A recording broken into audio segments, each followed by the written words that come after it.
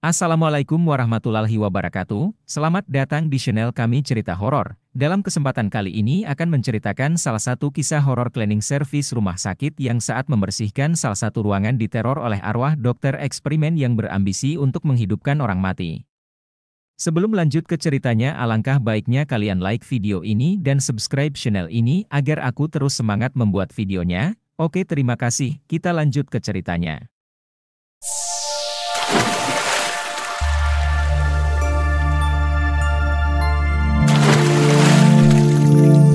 Malam itu sangat sunyi, hanya ada suara gemuruh petir di luar jendela dan desiran angin yang masuk melalui celah-celah bangunan tua itu. Rumah Sakit Pelita Sehat, sebuah rumah sakit yang sudah berdiri sejak era kolonial, kini tampak suram dan menyeramkan. Banyak cerita yang beredar tentang rumah sakit ini, mulai dari perawat yang menghilang hingga pasien yang tewas secara misterius. Namun, tak ada yang setenar kisah tentang lantai ketujuh, tempat di mana banyak nyawa melayang dengan cara yang tidak wajar. Rina, seorang pekerja cleaning service yang baru bekerja di rumah sakit tersebut, tidak pernah menyangka bahwa malam itu akan mengubah hidupnya selamanya. Rina adalah wanita berusia 30-an, seorang ibu tunggal yang harus bekerja keras demi anak semata wayangnya. Ia dikenal sebagai wanita yang tegar dan berani, namun malam itu, ketegarannya diuji hingga batas terjauh. Rina baru saja menyelesaikan shift siangnya dan bersiap pulang saat kepala cleaning service memintanya untuk lembur membersihkan lantai ketujuh. Dengan berat hati, Rina menyetujuinya. Ia naik ke lantai ketujuh dengan perasaan tidak nyaman yang tidak bisa ia jelaskan. Lantai itu memang jarang digunakan, hanya sebagai ruang penyimpanan barang-barang usang dan ruang isolasi. Saat ia turun dari lift, lampu di koridor mulai berkedip-kedip. Setiap kali lampu menyala, bayangan di ujung lorong tampak bergerak-gerak, seolah-olah ada sesuatu yang bersembunyi di sana. Namun, setiap kali Rina mencoba fokus, bayangan itu menghilang begitu saja. Rina mulai membersihkan ruangan pertama, merapikan peralatan medis yang berdebu dan menyapu lantai yang lengket. Tiba-tiba, ia mendengar suara langkah kaki di lorong. Ia menoleh, namun tidak melihat siapapun. Rina mengabaikan hal itu dan kembali bekerja. Beberapa menit kemudian, suara itu terdengar lagi, kali ini lebih dekat. "Halo?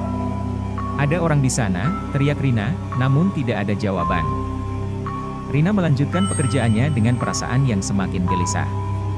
Saat ia membuka pintu ke ruangan kedua, ia melihat sesuatu yang membuat darahnya membeku.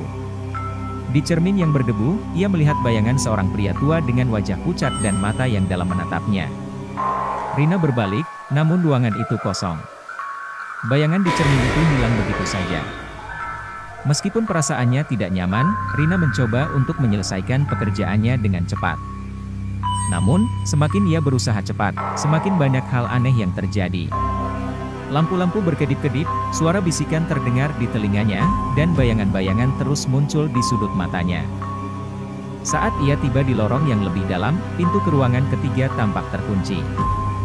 Rina merasa bingung karena pintu itu seharusnya tidak pernah terkunci. Dengan perasaan curiga, ia mencari kunci di sekitar ruangan, dan saat ia menemukannya, ia merasakan udara di sekitarnya semakin dingin. Dengan tangan gemetar, ia membuka pintu dan melihat pemandangan yang mengerikan.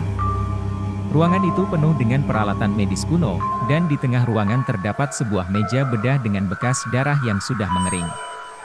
Di dinding, terpasang foto-foto hitam putih dari para pasien yang tampak ketakutan. Rina merasakan keberadaan seseorang di belakangnya. Ia berbalik dan melihat sosok pria tua yang sama seperti di cermin. Pria itu berdiri dengan senyum menyeringai yang mengerikan. "Kenapa kamu di sini?" Suara pria itu terdengar serak dan penuh dendam. Rina mencoba berteriak, namun suaranya seakan terperangkap di tenggorokannya. Ia mundur perlahan, namun sosok itu semakin mendekat. Tepat saat Rina merasa bahwa hidupnya akan berakhir, lampu ruangan kembali menyala dengan terang, dan sosok itu menghilang. Rina berlari keluar dari ruangan itu dengan napas terengah-engah. Namun, teror belum berakhir. Saat ia mencoba menaiki tangga kembali ke lantai atas, lampu di lorong kembali berkedip-kedip, kali ini lebih cepat dan lebih terang. Setiap kali lampu berkedip, Rina melihat bayangan sosok pria tua itu semakin dekat. Di ujung lorong, pintu menuju tangga tiba-tiba tertutup dengan keras.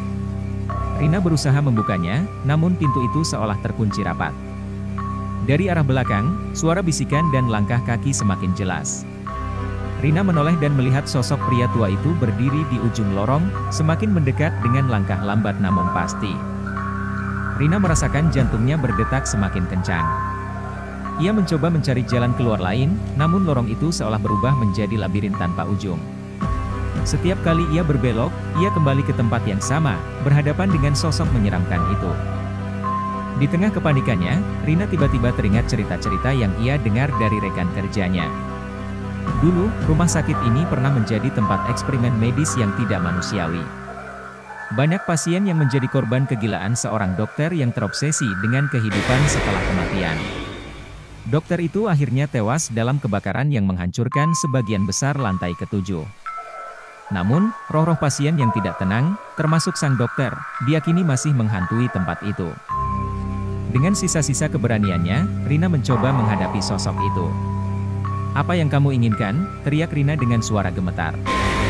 Pria tua itu berhenti, menatapnya dengan mata yang penuh kebencian. "Kau telah mengganggu tempat peristirahatan kami," jawabnya dengan suara yang penuh amarah. Rina tidak punya pilihan lain selain berlari. Ia mengumpulkan semua keberaniannya dan berlari melewati sosok itu, menuju pintu yang semula terkunci.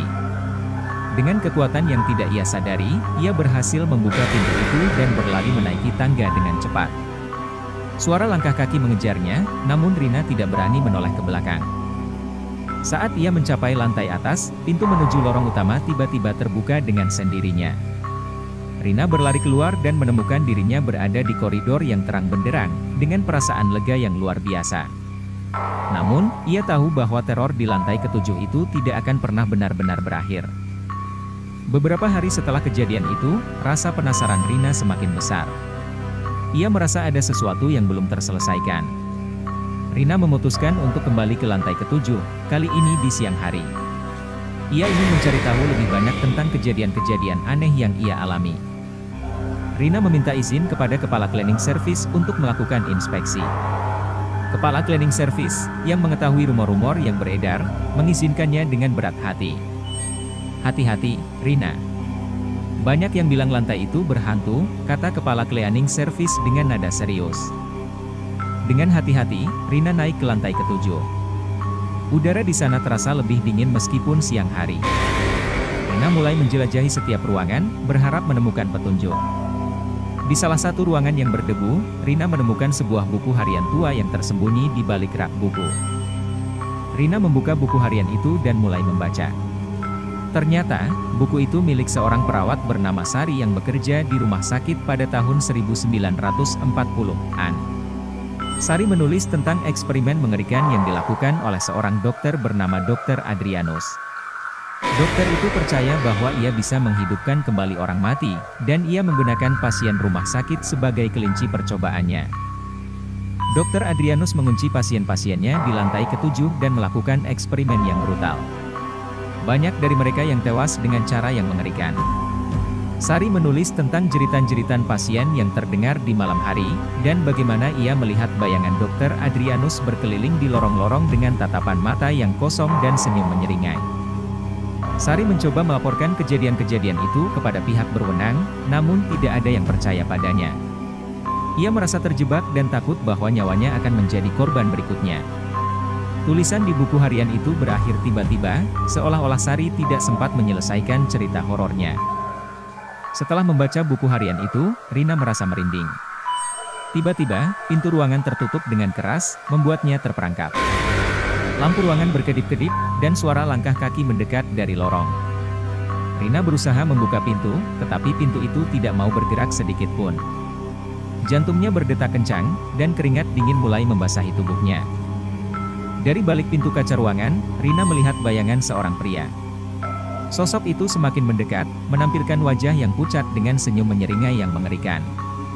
Itu adalah Dr. Adrianus, sosok yang sama persis seperti yang digambarkan di buku harian Sari. Dengan tangan gemetar, Rina berusaha mencari jalan keluar lain. Ia melihat jendela kecil di sudut ruangan, tetapi terlalu tinggi untuk dijangkau. Rina merasakan keputusasaan mulai merayap masuk. Suara langkah kaki semakin dekat, dan bisikan-bisikan yang mengerikan mulai terdengar di telinganya, Seolah-olah ada banyak suara yang berbicara sekaligus, memohon pertolongan, dan mengancamnya. Dalam kepanikan, Rina melihat sesuatu yang aneh di sudut ruangan. Ada bayangan samar-samar seorang wanita muda dengan seragam perawat kuno. Itu adalah Sari. Bayangan Sari tampak melayang di udara, dengan wajah yang penuh ketakutan. "Kau harus pergi dari sini," bisik Sari dengan suara yang nyaris tidak terdengar. Rina mencoba berkomunikasi dengan Sari, namun bayangan itu hanya mengulangi kata-kata yang sama. "Kau harus pergi dari sini. Dia datang." Rina merasa ketakutan yang luar biasa, namun ia tahu bahwa ia harus menemukan cara untuk keluar dari ruangan itu sebelum Dr. Adrianus sampai di sana. Dengan sekuat tenaga, Rina mencoba membuka pintu sekali lagi. Pintu itu akhirnya terbuka sedikit, cukup untuk Rina meloloskan diri.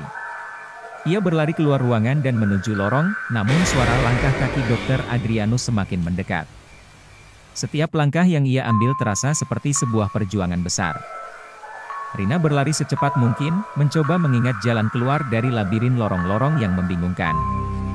Di setiap sudut, ia melihat bayangan pasien-pasien yang pernah menjadi korban Dr. Adrianus, dengan wajah-wajah yang penuh penderitaan dan mata yang kosong. Mereka seolah-olah mencoba memberi peringatan atau meminta bantuan, namun Rina tidak punya waktu untuk berhenti. Saat berlari, Rina menemukan sebuah pintu yang sedikit terbuka. Ia memutuskan untuk masuk, berharap menemukan tempat berlindung sementara. Ruangan itu ternyata adalah ruang eksperimen Dr. Adrianus. Alat-alat medis kuno berserakan di mana-mana, dan di tengah ruangan terdapat meja bedah yang berlumuran darah. Di sudut ruangan, Rina melihat sebuah lemari besi yang terbuka. Di dalamnya, terdapat berkas-berkas dan buku-buku catatan yang berisi rincian eksperimen mengerikan yang dilakukan oleh Dr. Adrianus. Rina menyadari bahwa ia telah menemukan bukti kejahatan mengerikan yang terjadi di rumah sakit ini. Tiba-tiba, suara langkah kaki berhenti di depan pintu. Rina memutar tubuhnya dengan cepat dan melihat Dr. Adrianus berdiri di ambang pintu, menatapnya dengan senyum menyeringai. "Kau tidak seharusnya ada di sini," katanya dengan suara yang dingin dan menakutkan. Rina merasa panik, tetapi ia tahu bahwa ia harus menghadapi sosok itu. "Apa yang kau inginkan?" tanya Rina dengan suara gemetar. Dr. Adrianus hanya tersenyum lebih lebar dan melangkah mendekat.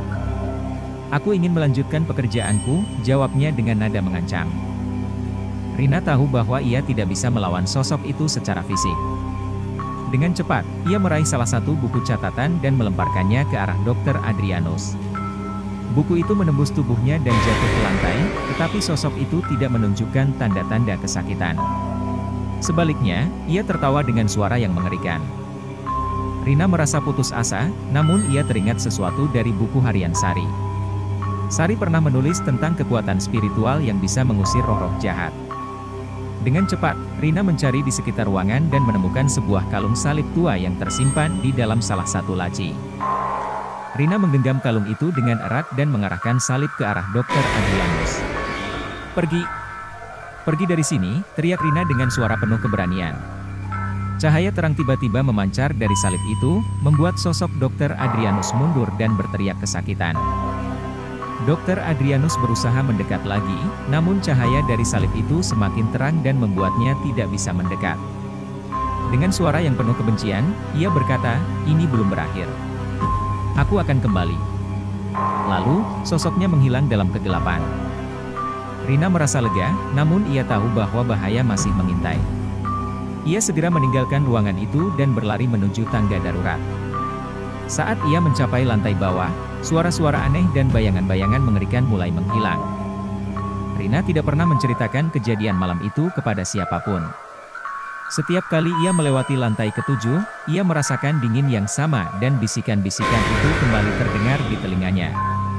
Sejak malam itu, Rina tidak pernah bekerja lembur lagi di Rumah Sakit Pelita Sehat. Rumor tentang teror di lantai ketujuh terus beredar, membuat banyak orang takut untuk mendekati tempat itu. Beberapa pekerja lain juga mengalami kejadian aneh, namun tidak ada yang berani mengakui bahwa mereka melihat sosok menyeramkan itu. Bagi Rina, teror itu tidak pernah benar-benar berakhir. Ia terus dihantui oleh kenangan malam itu, dan setiap kali ia sendirian, ia merasakan tatapan mata sang dokter tua yang penuh dendam.